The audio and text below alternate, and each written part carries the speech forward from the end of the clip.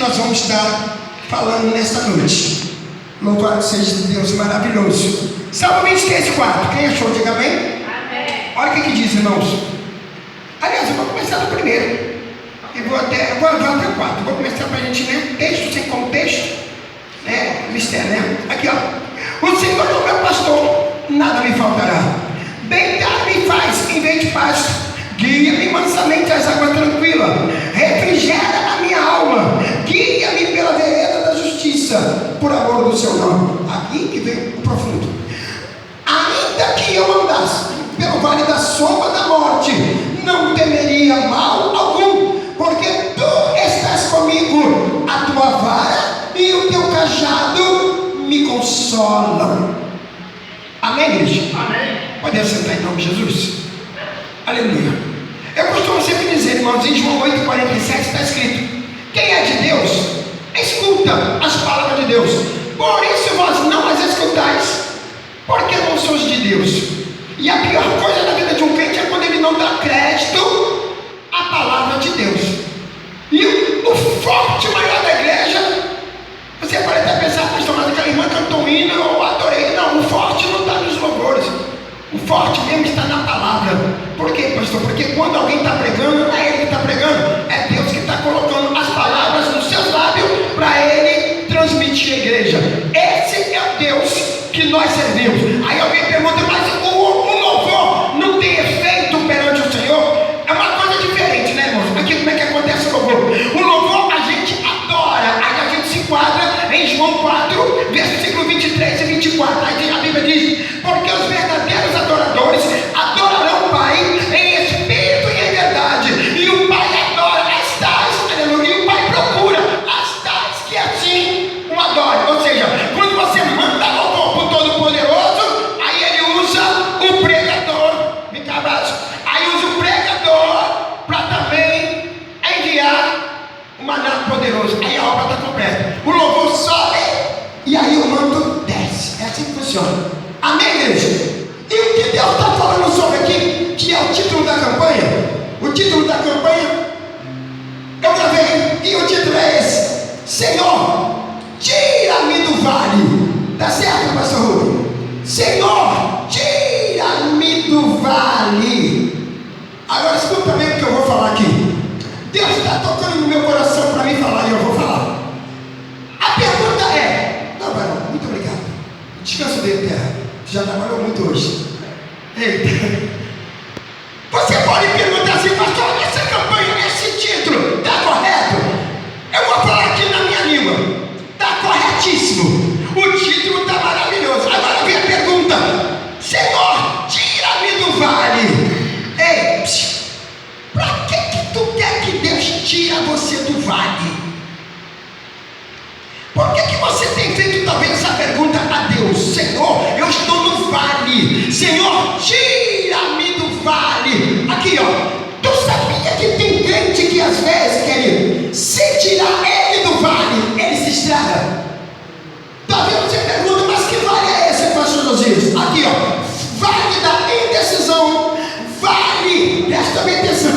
Vale da preguiça, tem tudo isso. Vale da fofoca, vale da calúnia, vale da fraqueza espiritual. Ei, quando a gente pega Deus, tira-me do vale, ele te tira de um vale, mas ele quer saber o que tu vai fazer quando tu sair do vale. Por que eu digo isso, irmãos? Você já reparou que tem crente que só é crente quando está na prova? Tem crente que só é crente quando ele entra no vento. Às vezes Deus fala: minha filha, meu filho, fica no vale da indecisão, que é bem melhor, porque se você não tiver propósito para sair do vale, não vai te adiantar de nada. Certa vez eu fui orar por uma senhora, uma irmã da minha igreja disse para mim: pastor Josias, o senhor pode ir lá na minha casa ou na minha filha, a minha enteada está com câncer no seio e está saindo pus, pastor, o senhor pode ir lá orar? Aí eu virei para ela e disse assim: ei, garoto, Deus está tocando no meu coração para mim não ir. Aí alguém disse: mas pastor Josias, o senhor não foi? Não. Escuta por que eu não fui. Escuta bem essa palavra. Ei, tem prova que é dos outros e não é tua, e não é para tu se meter. Você lembra de Jó? Jó encarou uma prova terrível. Alguém se meteu? Não. Deus colocou ele num vale que era somente para ele passar. E eu disse para aquela irmã, falei, ei, sabe por que eu não vou? Porque se ela orar e ela for curada, o mistério, meu filho, e o agradecimento não vai ser para Deus, não. Vai ser para outra vez, menos Deus. Vocês estão entendendo? Que tem prova que é dos outros que não é para tu se meter. E quando você se mete, é você que entra no vento. Tem coisas que o outro tem que passar. O vale é dele, não é para você. Ah, pastor, mas a Bíblia manda eu orar uns pelos outros aqui, ó. Orar é uma coisa, mas tirar o outro do vale, somente ele. Não é para nós. E o que aconteceu com o pastor José? Eu não fui. Sabe por quê? Se eu fosse, a glória não seria de Deus. A glória de repente seria para Nossa Senhora, para São Pedro, para São Lázaro, para São Lucas. Deus iria ficar de fora. Quantas vezes eu fiz isso? Quantas vezes eu deixei de tirar alguém da prova, do vento, da luta, porque Deus falava no meu coração, meu filho, eu estou tratando com essa vida no vale. Há momentos das nossas vidas que Deus trata com a gente dentro do vale. Para que, pastor Josias? Para tu criar coragem para vir para a igreja, para tu entrar no manto da oração, para tu ter mais disposição com Deus. Senhor, eu preciso firmar um compromisso contigo, queridos. Olha para cá. Você já reparou que nos últimos tempos, o quanto está difícil ser crente? Você já reparou isso? Como está difícil ser crente?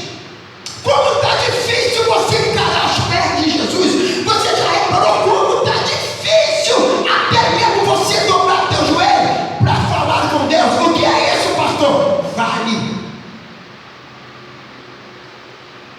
Certo dia foi o quê? Tem mais ou menos uma semana atrás. Irmãos, eu queria orar e eu não conseguia.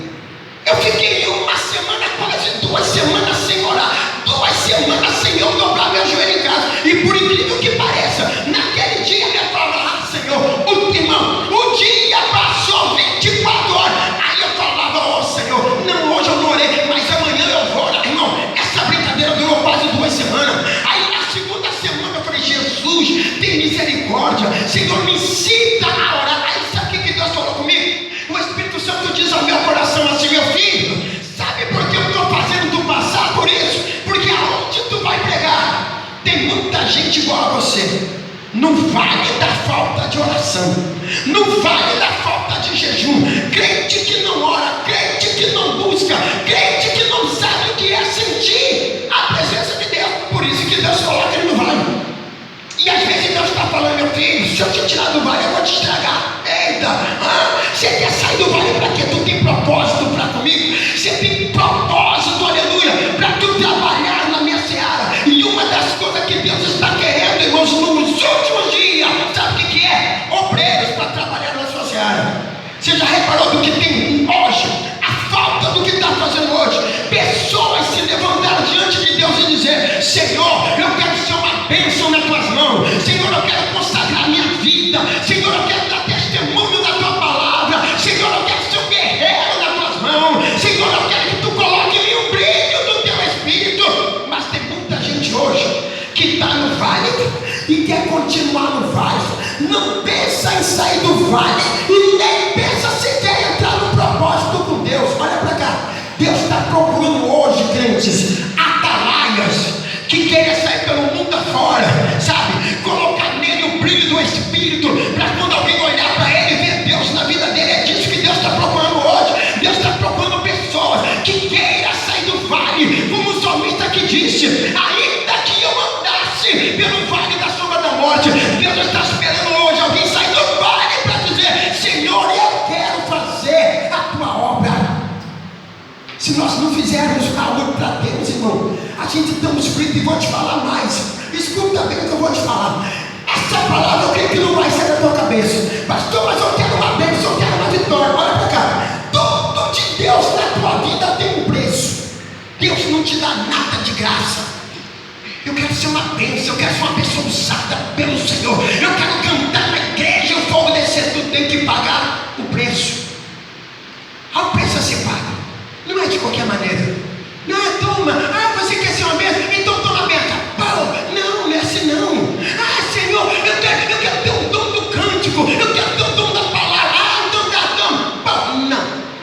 de Deus tem um preço.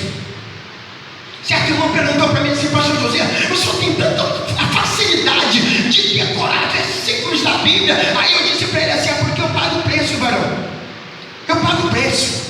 Eu pago o preço praticamente desde quando eu nasci. Você está vendo eu aqui? Eu tenho 58 anos de idade, glória a Deus por isso. Sou novo, cara de eita glória, cara de garotão, casei com uma garotona ali linda também, maravilhosa. Aqui ó, meu pai e minha mãe me criou na igreja.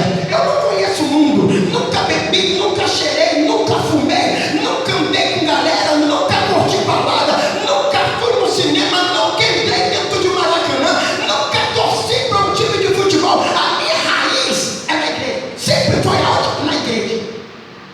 Tudo que eu sei hoje foi a igreja que me ensinou. O meu evangelho, o evangelho que eu aprendi e vivo até hoje, é o evangelho antigo, de 40, 50 anos atrás. Eu com 5 anos, eu já tocava pandeiro na igreja. Eu com 3 aninhos, eu já cantava louvores na igreja. Eu dentro da barriga da minha mãe, os vasos eram usados e falavam: olha, o cordeirinho que tu está esperando vai ser uma bênção nas mãos de Deus.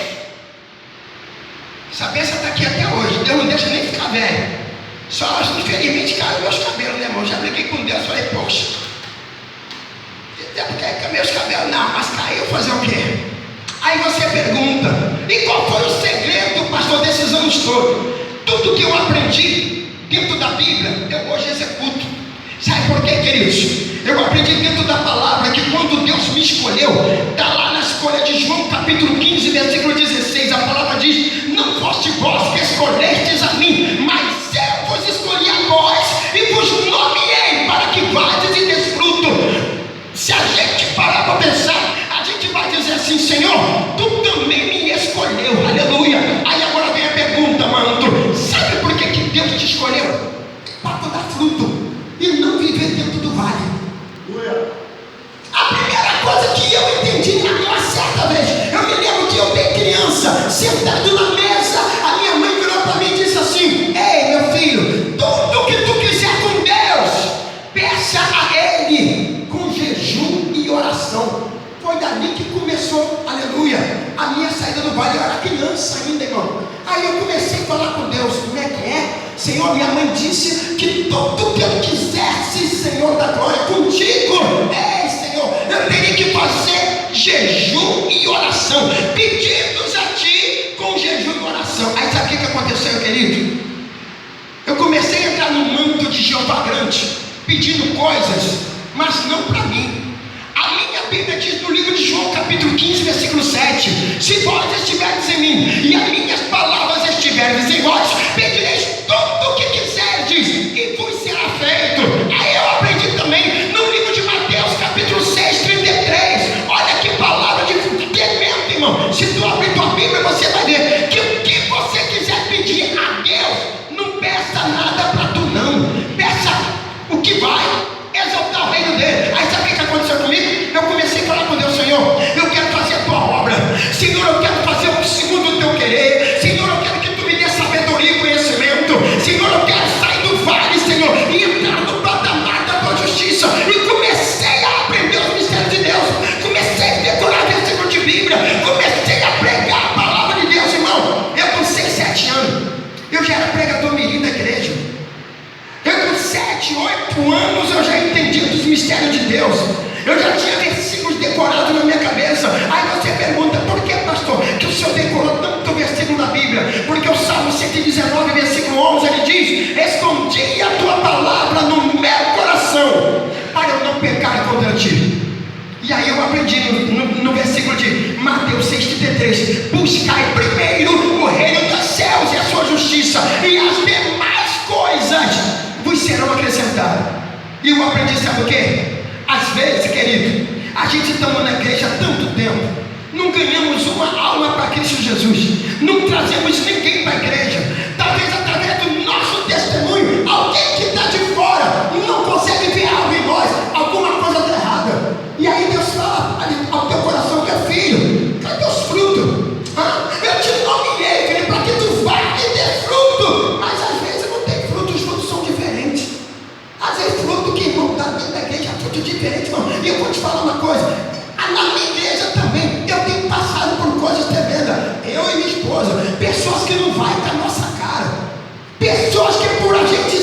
somos, aleluia. Esse irmão aí é metido a pregador, ele vive, mas não prega, mas não vive. Crente, aqui ó, deixa eu passar uma coisa: igreja é lugar de conserto, igreja é lugar de verdade, libertação é lugar de verdade. Eu acho que escuta bem o que eu vou falar. Por causa de que Deus coloca muita gente e deixa muita gente no vale, sabe por quê? A minha Bíblia diz no livro de 1 João capítulo 12, versículo 11: aquele que aborrece o seu irmão está em trevas e anda em trevas e não sabe para onde deva ir, porque as trevas lhe cegaram os olhos. Ele não tem força para orar, ele não tem força para jejuar, ele não tem força para fazer a obra de Deus, mas ele tem tudo para poder derrotar o outro. Aí eu pergunto: esse crente está no patamar de Deus? Ele está em treva? A Bíblia fala que ele está em treva, filho. Nada dele sai de bom para você. Ei, aí você fala: pastor Josias, mas ele vai chegar no céu, vai chegar na glória. Não. Hebreus capítulo 12, versículo 14 diz: segui a paz com todos e a santificação, sem a qual ninguém verá o Senhor. É por isso que tem muitos hoje no vale, e se Deus tirar do vale, Deus estraga ele. Fica no vale, filho, fica no vale. Irmão, eu aprendi dentro da palavra de Deus: crente que mata o outro crente. Lembra de Judas?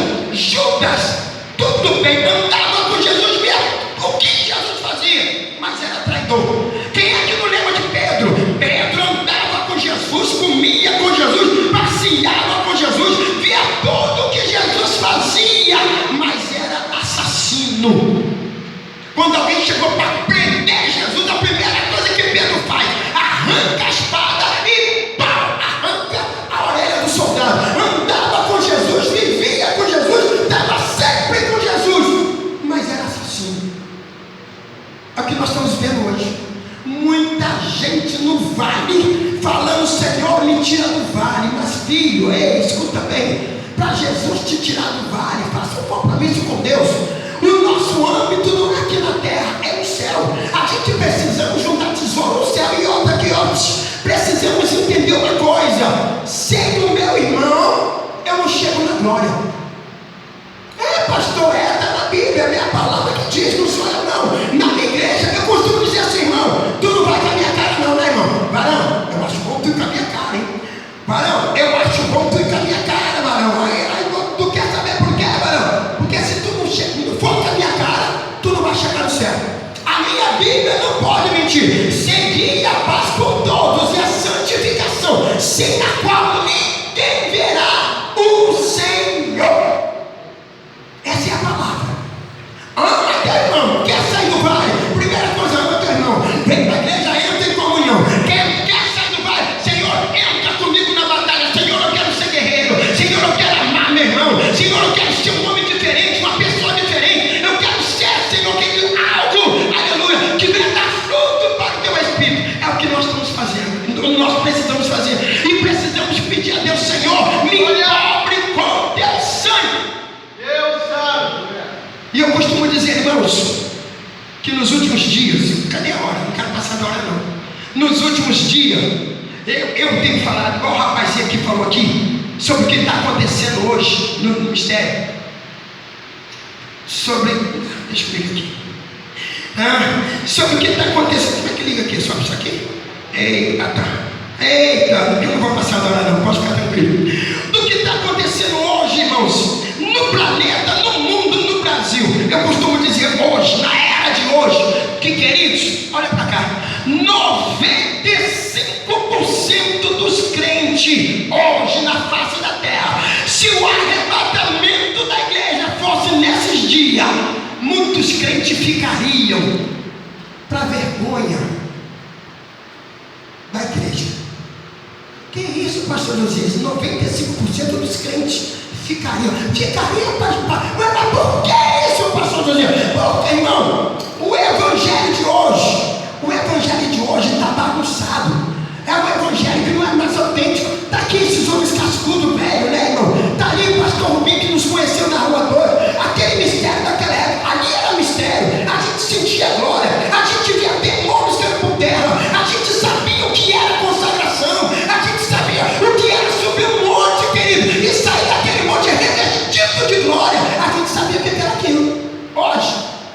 virou bagunça.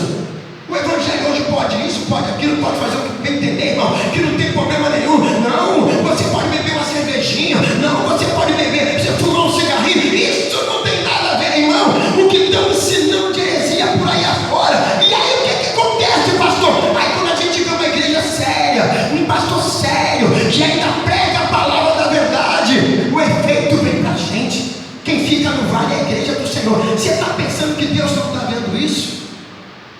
Você está pensando que Deus não está enxergando isso na terra?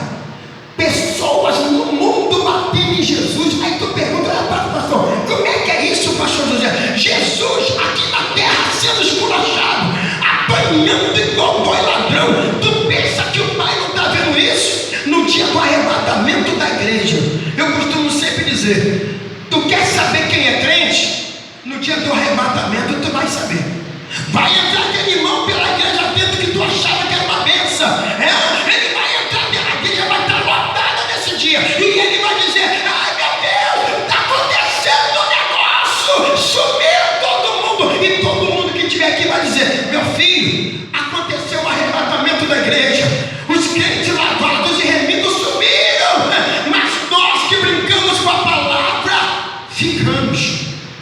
Aí vai entrar aquele cantor que cantava bonito, aquele irmão que pregava bonito, aquela mãe que falava bonito, aquele varãozinho que falava bonito. Quando cantavam se aquecia, todo mundo dava glória, era poder daqui, poder dali. Mas naquele dia ele vai entrar por essas portas e vai dizer, pois é, o tempo todo de cristianismo nessa vida eu brinquei com Deus.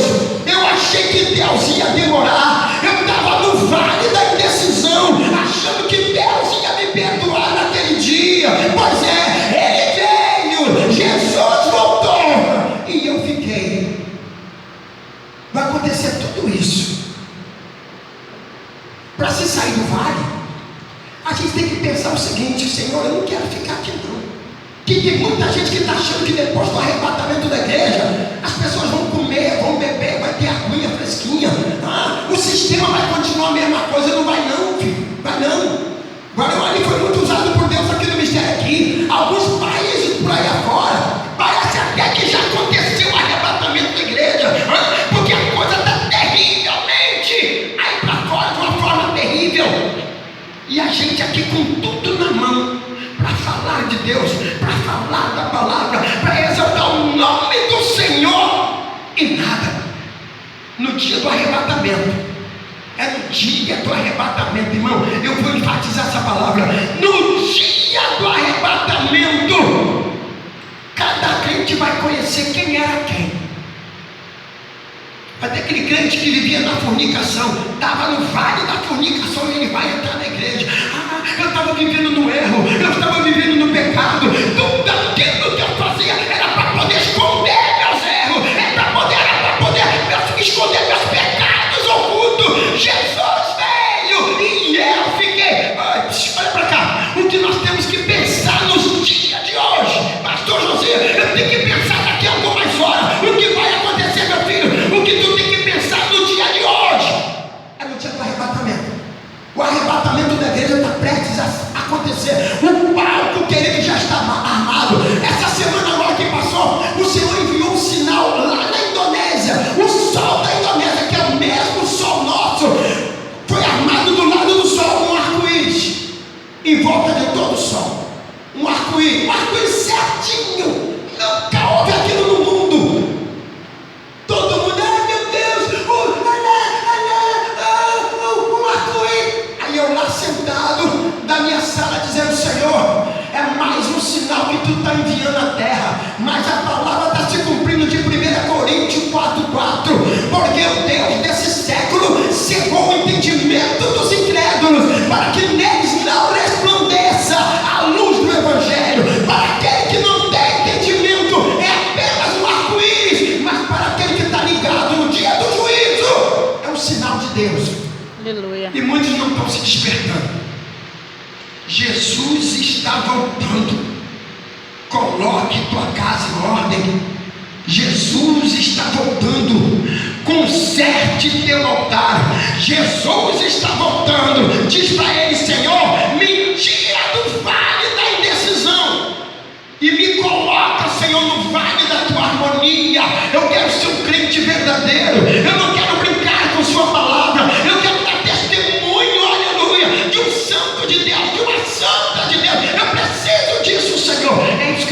falar com Deus, irmãos, a todo instante, a todo momento. Quem está de fora precisa ver Deus na tua vida. Outra coisa, eu sempre costumo dizer que tem uma coisa que deixa Satanás impactado, quando ele olha para um crente e não tem nada para acusar aquele crente. Está escrito aonde, pastor Josias? Tito capítulo 2, versículos 7 e 8, está escrito: em tudo te dê por exemplo de boas obras, na doutrina mostra incorrupção, gravidade, sinceridade, linguagem sã, é irrepreensível, para que o adversário se envergonhe, não tendo nenhum mal que dizer de vós. Aqui ó, olha para cá, a pior coisa na vida do inferno é quando eles olham para o crente e diz: com esse eu não posso acusar esse homem de nada, eu não posso acusar essa mulher de nada, eu não vejo erro nele, eu não vejo erro nela. Ei, quando isso acontece, você está cumprindo Mateus capítulo 6, versículo 24. Ninguém pode servir a dois senhores, porque ou há de amar um e odiar outro, ou há de amar ou há de se dedicar a um e desprezar ao outro. Não poder servir a Deus e a Mamon. Parâmetro de quem, pastor Josias? Dele, filho, do alto. Quando nós somos crente verdadeiro, o inferno fica apavorado. Quando ele encontra um crente de verdade, ele fica apavorado. Não tem nada para falar de você. Por quê, pastor? Porque quando tu anda na linha de Deus, quando tu entra no raciocínio de Deus, por que isso acontece? Significa que você saiu do vale. Sair do vale é quando você tem comunhão com Deus. Sair do vale é quando tu fala para Deus: Senhor, eu quero só uma bênção nas tuas mãos. Senhor, eu quero até sair do vale, Senhor, mas eu quero ter serventia para o teu reino. Agora ficar no vale não, crente. Ficar no vale não. Talvez alguém pense assim: puxa vida, mas eu tenho tão pouquinhas pessoas. Irmão, eu nunca me incomodei com o negócio de pregar para uma, duas pessoas. Nunca. Sabe por que não? Sabe por que não? Eu sou treinado a pregar sozinho, irmão. Eu sou treinado a pregar para o espelho, para mim mesmo. Vocês acreditam nisso? Eu pego para mim sozinho, eu olho para o espelho, eu falo: Jesus, me dá a palavra. Senhor, eu sei que a tua palavra é santa, tua palavra é poderosa, mas olha, crente, naquele dia o Senhor vai me buscar. Minha esposa fica até com raiva de mim, porque eu falo para ela: minha filha, tu não vai dar glória a Deus aí não, aleluia. Então, uma vez eu prego sozinho, pego para o espelho, sou treinado a pregar sozinho. Aí minha esposa fala: aí meu filho, prega tu aí sozinho, poxa, pelo menos glória. Aí eu: não vou dar glória não. Ela fica até meio injuriada. Quando eu vejo aqui 3, 4 pessoas, isso para mim é uma multidão. Sabe por quê, queridos? Sabe por quê? Os verdadeiros valentes não tem esse negócio de pregar para a igreja cheia não. Se aqui tivesse 2 pessoas, eu e o violonista, eu e o varão, eu estaria pregando do mesmo jeito.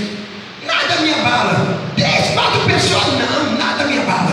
Se eu estou dentro de uma oficina, se eu abrir a porta da palavra, é quase 10, 15 minutos para me falar, aleluia, de Deus. Da minha boca só sai coisa de Deus. Não falo dia, não falo palavrão, não dou mau testemunho, não ando de bermuda na rua, não ando de camisetinha sem manga na rua, não, filho. Eu dou testemunho do servo de Deus. Aonde eu vou, aonde eu passo, e alguém que me olha diz logo: ali vai passando o homem de Deus. E é o maior tributo que alguém pode receber de alguém. É quando alguém olha para ele. Aqueles que estão de fora olha para você e diz: ali vai passando um homem de Deus, ali vai passando uma mulher de Deus.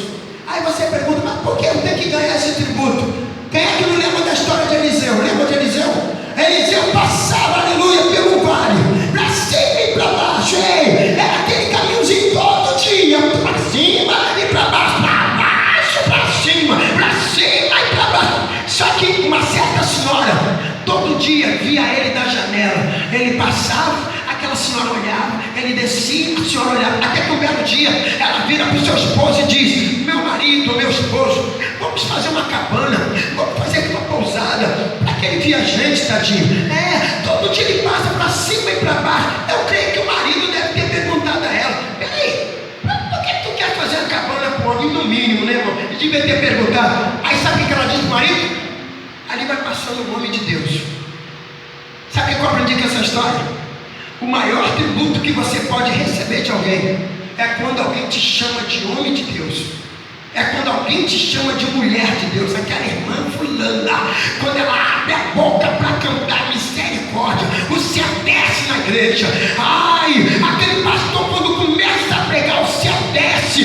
Meu Pai da glória. Mas quem é ele? Aquele ali é um grande homem de Deus. Aquela varozinha do louvor, olha, uma grande mulher de Deus. Gente, isso chama-se tributo. Eliseu até hoje não sabe que foi chamado de homem de Deus.